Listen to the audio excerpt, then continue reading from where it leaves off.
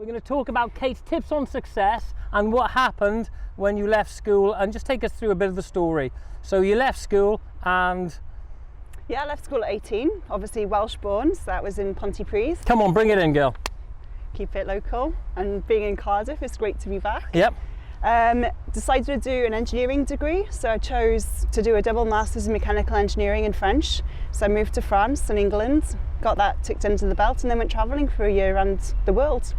Picked up Spanish along the way in Cuba, Central America and South America, mostly hitchhiking. Yeah. Landed back in Wales, worked a bit as a fashion designer in Italy, some social projects in Russia, and then moved to Australia, where I bought a few businesses, ultimately a guest house, and fell into triathlon. Flippin' heck. You've done a lot, girl. Good God. How many countries have you been to? Oh goodness, 50 or 60 maybe. Yeah. Is it dangerous going for women to be travelling around like this sort of thing? Is this a point where I say don't do this at home, people? I still do it. I still hitchhike to this day. I think you've got to be careful, be it man or woman, and you've got to follow your instincts. You've got to follow your gut. I have found myself in certain predicaments in some countries, with being held up at knife point in Bolivia and also in Mexico. Yeah. But touch wood, I've got no scars. It's dangerous. It can be, but I've also lost my bag in France. And you lost your bag? Well, I've lost my bag. Was it Louis Vuitton or something like that? Oh gosh, no, nothing about exquisiteness. Yeah, it's dangerous. It is dangerous. I've been to one or two countries, and yeah, it's even for a guy. If you end up in the wrong area, it's pretty dangerous, isn't it? So what got you into triathlon? That's what we'll talk about mostly today. Well, it was in 2002. It was on top of a Guatemalan volcano. I met this girl. She was quite amazing. She was sort of my inspiration, and she was an Ironman, and I didn't understand what this word was. So afterwards she planted the seed in my head, and I thought in 2003 I'd give it a go. I did a half and I finished in a world of pain. I'll send you the photo of me finishing. So I needed a 10-year break. What was the first? Okay, yeah, I was just in a lot of pain. Yep. So I took 10 years off, focused on business, moved to Australia, and realised that I was never going to get any younger. Today's the youngest we'll ever be. So just get your trainers, go out running, buy a full-length swimming costume, and get swimming, and just do it. And that's what I did. But how you become good very quickly then? I mean, was this a natural thing that you were very good at? I think physiologically I'm built to do well. Do triathlons, yeah. Mindset, I had no idea what I was getting myself in for. You don't do an Ironman 9 months after starting the sport, but no one told me that. So when I did it, and I came 10th in my age group in my first Ironman, and then I think it was 11 months after my first competition, I was in China competing for Australia in the World Championships, and I won. So there we are. Sometimes what you don't know is better, so I didn't know we weren't supposed to do it. That's fantastic. So there was basically no limitations in your mind. They were just, no one said you can't do this. You were just like, I think I'll just go ahead and do it and just come top of the world, sort of thing. Yeah. As you do.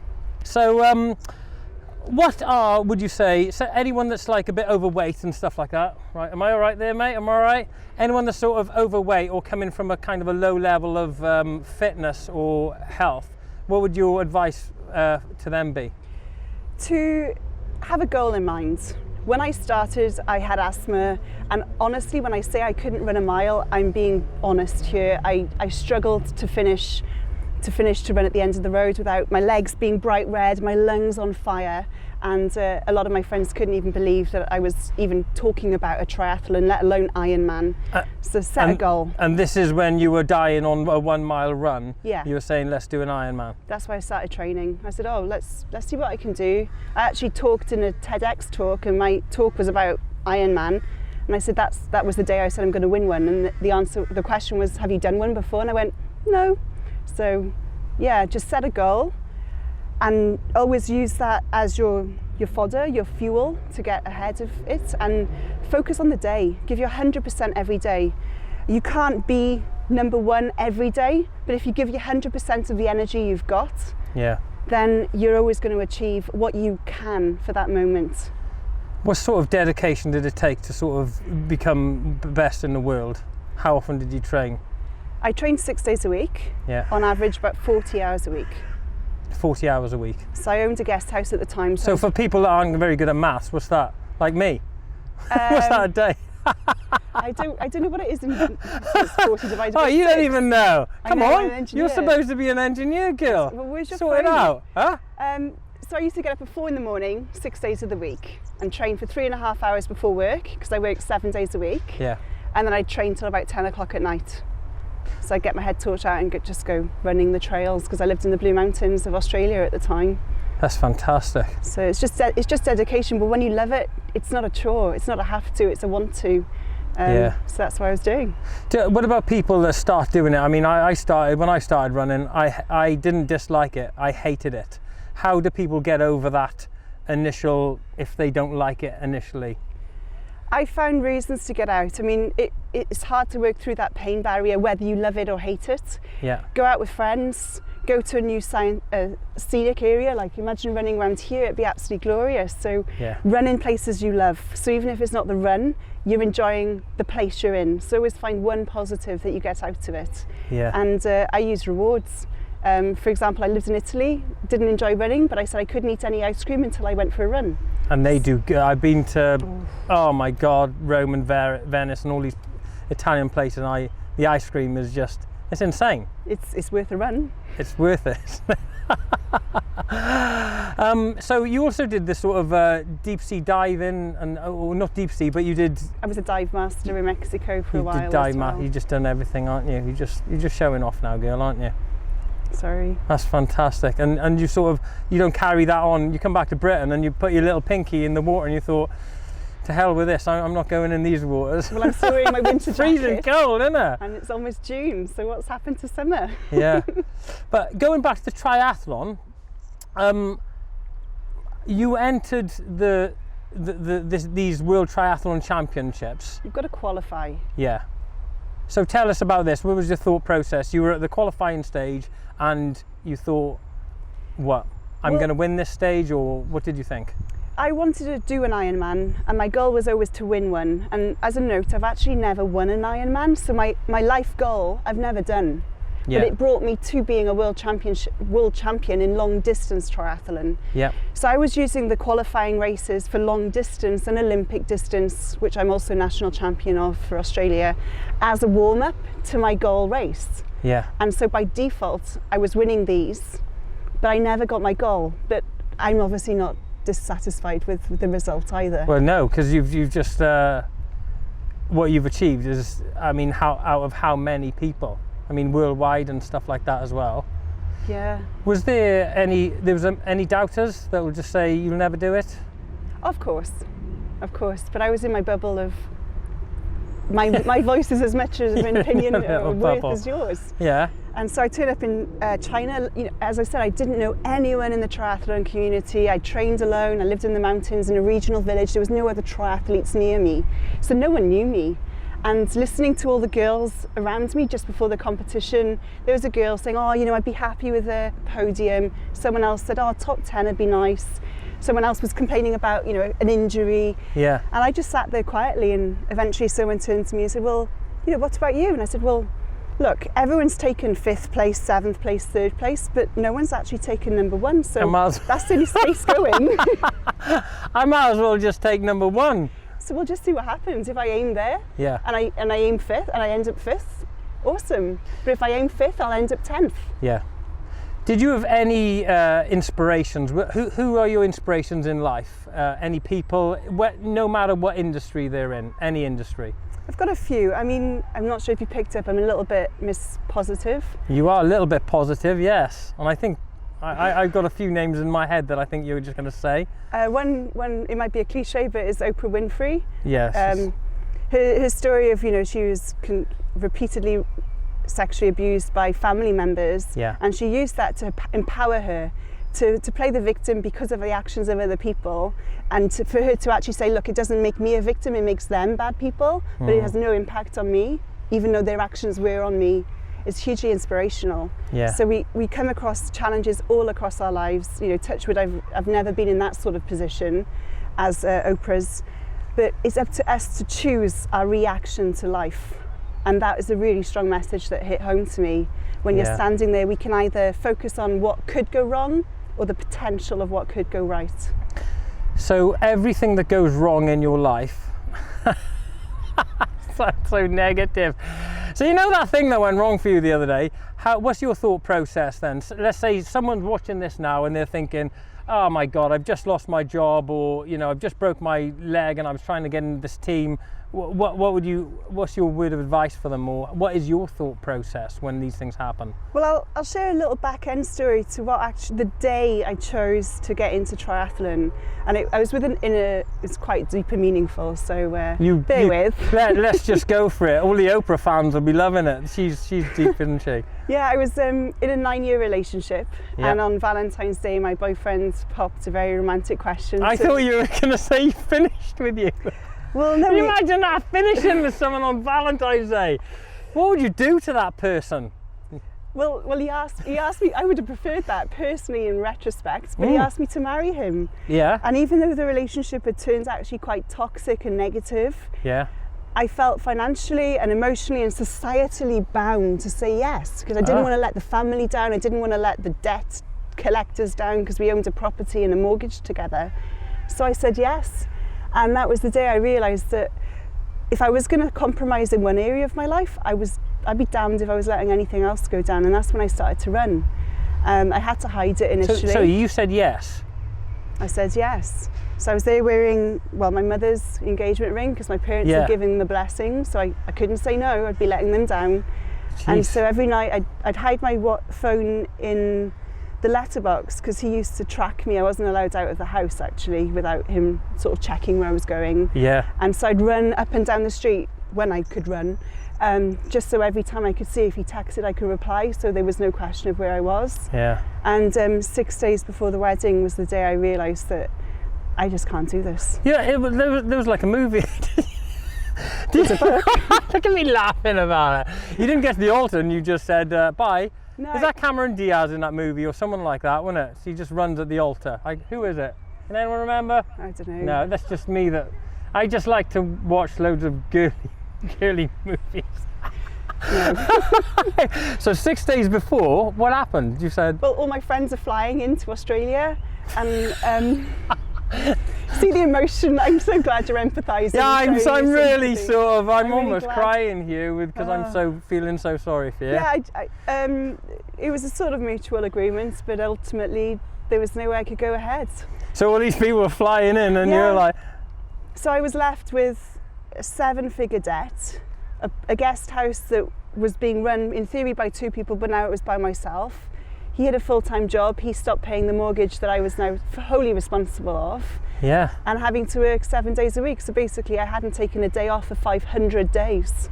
And so that was it. My life was there. And so what you do, you're in, there's no way out. I can't afford to pay someone to work for me. I can't afford to not work. Yeah. I realised that I have to sort of do something for me. So what you do, I added triathlon on top of that. And so the lesson, I suppose, is however bad it is, make it worse. Just add some more pressure on. It. And you realise that now when someone says to me, oh, you've got a £1,000 credit card bill that came in as a surprise, I just want to laugh. Yeah. Anyone else? So there's Oprah Winfrey. Who else was... Oh, goodness. Well, it's so kind of cliche, but anyone down the street.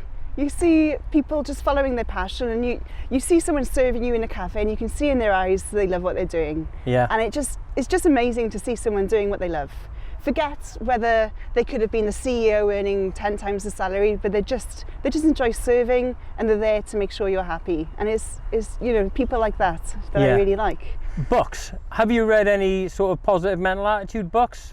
Things like that to help you? Yeah, 1 or 2. What sort of books have you read? Any favourites? Any favourite authors? I really like the one that's called Papillon, which is butterfly in French. I think it's by Henri Le something or other. Sorry, name jumps out of my head. He was put in prison for a crime he didn't convict and shipped to... Like the A-Team. Yes, exactly. Exactly. Did he break out? Oh, there we go. You must have read it too. Did he break out? Yeah, and he was tortured, he was put under intense mental pressure, and he always came out with a positive story. So even put in a 3x3 cell. So this is just wrong, really, people. We're laughing about your relationship breakup. This guy's been tortured to hell. We're laughing. It's just not right, is it? Well, you've got to look at the positive. You gotta look at the positive side of things, definitely. Any other books that you sort of, what about the normal sort of people, the Tony Robbins or the Zig Ziglar, Brian Tracy's, any of these sort of guys? Or none of those. I'm actually working with John Assaraf at the moment. Oh, he's amazing. So he's quite an inspirer. So Yeah. we're working on. You're working with him, yeah? I'm on part of his Yeah. community, so not directly, but we do a sort of Yeah, where I'm allowed to post on his Facebook and he responds. That's quite nice. that's So fantastic. I've got a few projects with him, and one of the coaches, I also invest a lot in my personal development. So I have my own business coach. I am myself a life coach to people. Yeah. I also have my own, and she's part of the Tony Robbins team. So yeah, I do that. I'm reading John Rowan's Tribes book at the moment. Yeah. But I love nutrition, so I'm reading a lot of books about food, health and well-being, and scientific white papers to make sure that these sayings are actual facts and they're Yeah. based on some substance, not an opinion, Yeah. because we've all got those. We have all got them, haven't we? We Yeah. have all got them. We've all got the opinions, people. We've all got them. John Assaraf, by the way, he was the guy off the Secret, which was pretty massive, wasn't it? Massive selling book, and also on YouTube and everything, isn't it? got a movie out as well. It became huge, didn't it? Kate Strong. Did you name yourself Strong? 'Cause Yeah. Did you No. change it by default? No. No. So No. your natural name was Kate Strong. Do you think sometimes there's a bit of fate in that, because you're obviously very strong-minded? Maybe. I remember a conversation I had with my father. I came back from junior school crying one day because this boy had picked on me because he'd nicknamed me Kate, Pong. Kate, sorry, we're going to have to stop laughing about everything that's gone on wrong in your life now, aren't we? Kate Kong. Yeah, something that rhymes with strong, Yeah. and it obviously hurt my feelings. I was 8. Yeah. And he said, "Come on, Kate, you're strong." And I think maybe that clicked something in my head and went, "I am. Yeah. You've got to assume your life title." It doesn't mean obviously if you're called something else that you don't like. Yeah. But it's up to us to choose it or not.